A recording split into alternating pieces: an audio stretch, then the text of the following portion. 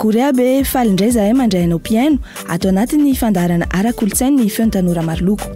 Fandaharana iarahana manantontosa amin'ny Paris Région Expertise Madagascar sy ny commune Antananarivo renivohitra izy ity ho fanomezam-boninahitra andro vehivavy nanamarika ny tantaran'i Madagasikara.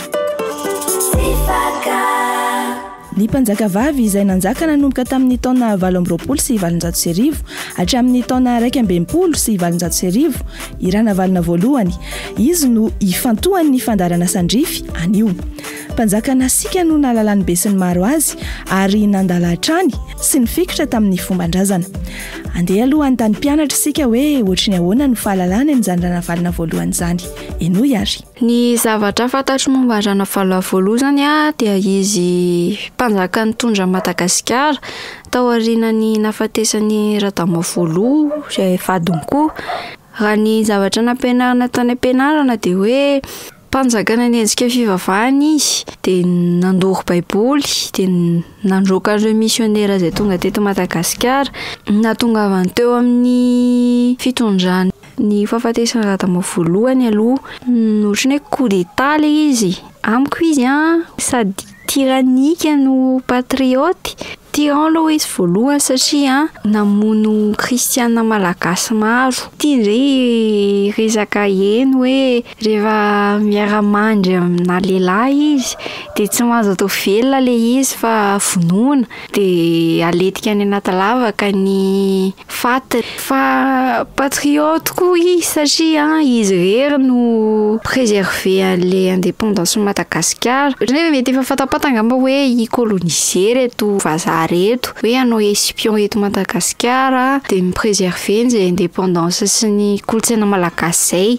Manatantara be aloha izy. Zavatra ampianarana manko on l'avait passé pour la méchante de l'histoire alors que izy no manana le sens du patriotisme voalohany hitako aloha amin'ny tantara malagasy. Tsy nananjanaka tamin'ny Radama voalohany vadiny izy fa kosa niteraka Andrakoton-Radama na Radama faharoa eritaona mahery taorian'ny nahafatesan'ny vadiny. Ny zoma 10 Aogositra 2020 sy 2021 tamin'ny fitora maraina no niambo teo amin'ny 17 taona ny mpanjakavavy rehefa nanjaka 13 taona ka Radama faharoa no nandimby azy.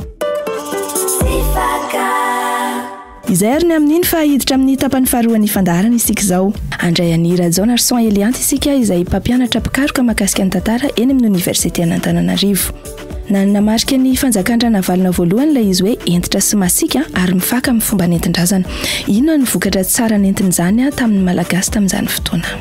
Rana valina voalohany tokoa dia tena entitra amin'ny lafiny fanajana ny fomba nentin-drazana satria tamin'ny taona 570 dia nanao fanamarana lehibe izy fa tsy ilaina intsony misionera fa efa betsaka ny asa nataony nakatona ny sekoly najana ny raharaham-pivavahana rehetra nanambara izy fa izay rehetra ka mamingavinga ny fivavahan-drazana dia tsy ekena intsony mihitsy fa mila miverina amin'ny fivavahana amin'ny vazimba sy ny fomban-drazana ny olona.